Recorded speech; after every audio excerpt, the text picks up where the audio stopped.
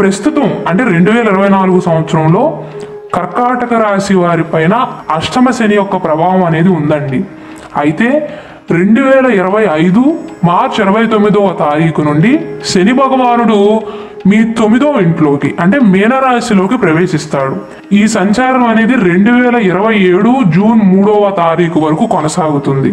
అంటే 2025 మార్చి 29వ తారీఖుతో అష్టమ శని యొక్క ప్రభావం అనేది మీ పైన పూర్తిగా తొలగిపోతుంది. అష్టమ శని నుండి విముక్తి అని చెప్పవచ్చు. ఈ ఫలితాలు అనేవి 26 నెలల పాటు కొనసాగుతాయండి. 2025 మార్చి 29 నుండి 2027 జూన్ 3వ తారీఖు వరకు 26 నెలల పాటు శని భగవానుడు అదే రాశిలో ఉంటాడు. శని భగవానుడు కర్కాటక రాశి వారికి 7వ ఇంటికి 8వ ఇంటికి అధిపతి అండి. మార్చి 29వ తారీఖు నుండి కర్కాటక రాశి వారి జీవితంలో అనుకూల మార్పులు అనేవి ప్రారంభమవుతాయి. ఇప్పటి వరకు 8వ స్థానంలో ఉన్న శని భగవానుడు కర్కాటక రాశి వారికి సవాళ్ళను అందజేశాడండి.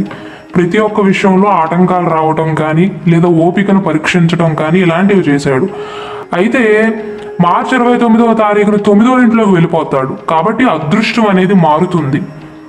ఎవరైతే వ్యాపారాన్ని విస్తరిద్దాం అనుకుంటున్నారో లేదా పై చదువుల కోసం విదేశాలకు వెళ్ళాలి అనుకుంటున్నారో వారికి మంచి మలుపుగా చెప్పవచ్చు. మార్చి 29వ తారీఖు వరకు శని 8వ ఇంట్లో ఉంటాడు కాబట్టి అడ్డంకులను, ఆర్థిక నష్టాలను, నిరాశను కలిగించాడు. మీ మనోభావాలను దెబ్బతీసేలాగా సంఘటనలు సృష్టించాడు. కానీ ఈ సమయం మార్చ్ మాసం తర్వాత నుండి మరింత సానుకూలంగా మారుతుందండి. జీవితం పట్ల మీరు చేసే పోరాటాలు అనేవి ముగుస్తాయి. ఆర్థిక నష్టాల నుండి కోలుకుంటారు. అలానే ఆధ్యాత్మికత కూడా పెరుగుతుందండి. ఒక మాటలో చెప్పాలంటే మీనరాశిలో శని సంచరించినంత కాలం కర్కాటక రాశి వారికి మేలు జరుగుతుంది. 2 ఏళ్ల వరకు శని భగవానుడు మీనరాశిలోనే ఉంటాడు.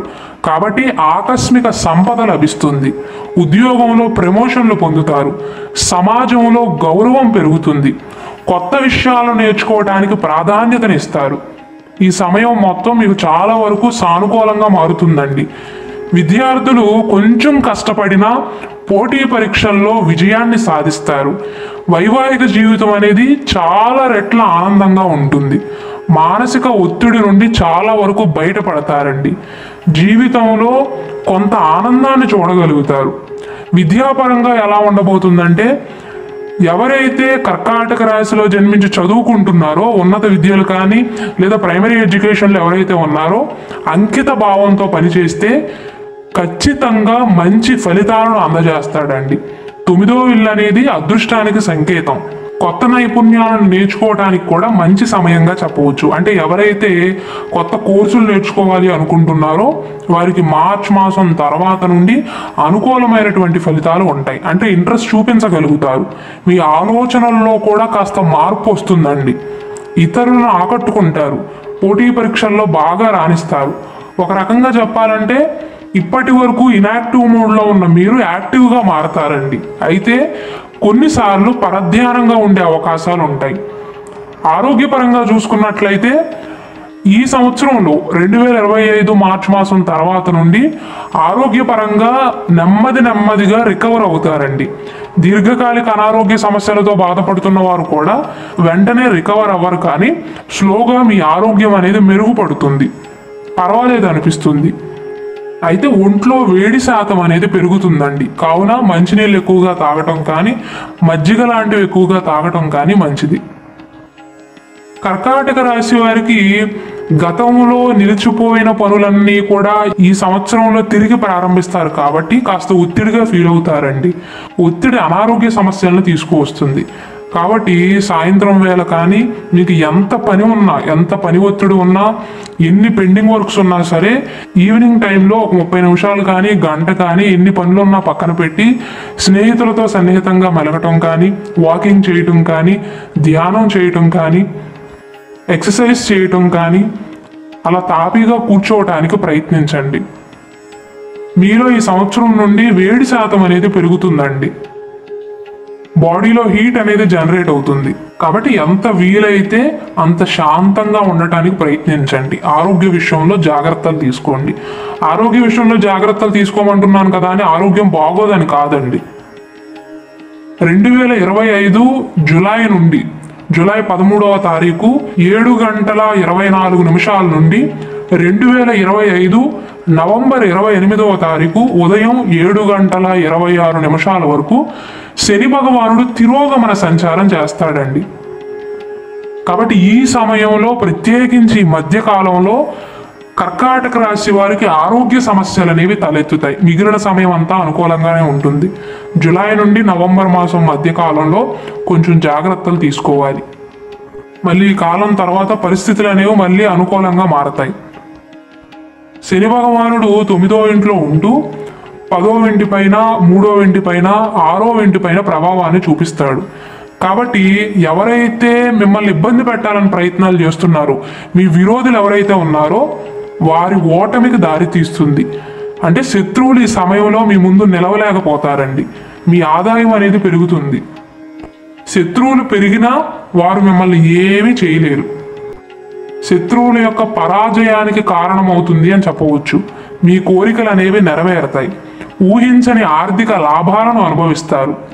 ప్రేమ పరంగా, కుటుంబ పరంగా, సత్సంబంధాల విషయంలో ఎలా ఉండబోతుందంటే, ఈ సమయంలో కర్కాటక రాశిలో జన్మించి ఎవరికైతే తండ్రితో విభేదాలు ఉన్నాయో వారు మాత్రం జాగ్రత్తలు తీసుకోవాలి. మీ తండ్రి గారి ఆలోచనలు మీకు నచ్చకపోవటం కానీ, మీ ఆలోచనలు మీ తండ్రి గారికి నచ్చకపోవటం కానీ, మీ మైండ్ సెట్ వారి మైండ్ సెట్ కలవకపోవటం కానీ, లేదా అస్పష్ట కమ్యూనికేషన్ వల్ల ఇద్దరి మధ్య చిన్న చిన్న తేడాలు రావటం కానీ జరుగుతుంది. కాబట్టి మీ తండ్రితో మీ సంబంధం బాగుండాలి అంటే మీ మనసులో మాటను వ్యక్తపరచండి. మీ అవసరాలు ఏవేవి ఉన్నాయో వాటిని స్పష్టంగా వారికి తెలియచేయండి.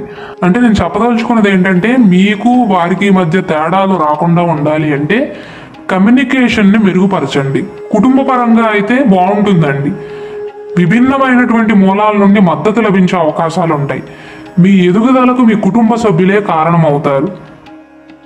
ఎవరికైతే పెళ్లి కాలేదో వారికి వివాహం అయ్యే అవకాశాలు ఉంటాయి.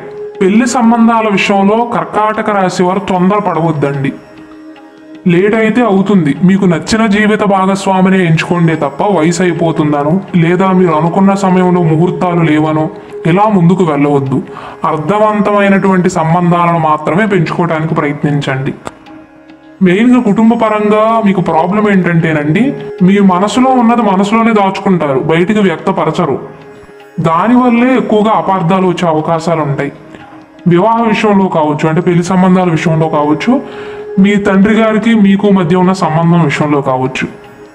అయితే ఎవరైతే వివాహ ప్రయత్నాలు చేస్తున్నారో, సరైన జీవిత భాగస్వామి కోసం ప్రయత్నాలు చేస్తున్నారో, జూలై 13 నుండి నవంబర్ 28వ తారీఖు మధ్య కాలంలో మాత్రం వివాహ ప్రయత్నాల విషయంలో మీరు ఒకవేళ అమ్మాయి అయితే వరుడు గురించి కానీ, మీరు ఒకవేళ అబ్బాయి అయితే వధువు గురించి కానీ, ఎవరితో అయితే మ్యాచ్ కలుపుకోవాలి అనుకుంటున్నారో పూర్తి వివరాలు తెలుసుకున్న తర్వాత మాత్రమే ముందుకు వెళ్ళండి.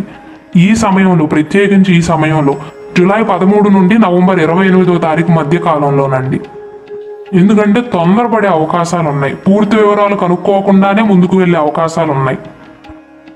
ఇక పరిహారాల విషయానికి వస్తే 2025 మార్చి 29వ తారీఖు వరకు శని మీకు అనుకూలంగా ఉండడు. కాబట్టి శనివారాలలో ఆల్కహాల్ని తీసుకోవటం కానీ, నాన్ వెజ్ని తీసుకోవటం కానీ, మత్తు పదార్థాలు తీసుకోవటం మానేయండి. అలానే శనివార సమయంలో శని ప్రభావం ఎక్కువగా ఉంటుంది. కాబట్టి కుక్కలకు ఆహారాన్ని అందించడం, కాకులకు ఆహారాన్ని అందించడం కానీ, పక్షులకు ఆహారాన్ని వేయటం, మంచినీటిని అందించడం కానీ చేయండి. ఆర్థిక పరంగా మీకు సహకరించినట్లయితే శనివారం నాడు నల్లటి దుప్పట్లను కానీ, వస్త్రాలను కానీ, నలుపు రంగులో ఉన్న బట్టలను దానంగా ఇవ్వండి. నల్ల నువ్వులను దానంగా ఇస్తే ఇంకా మంచిది.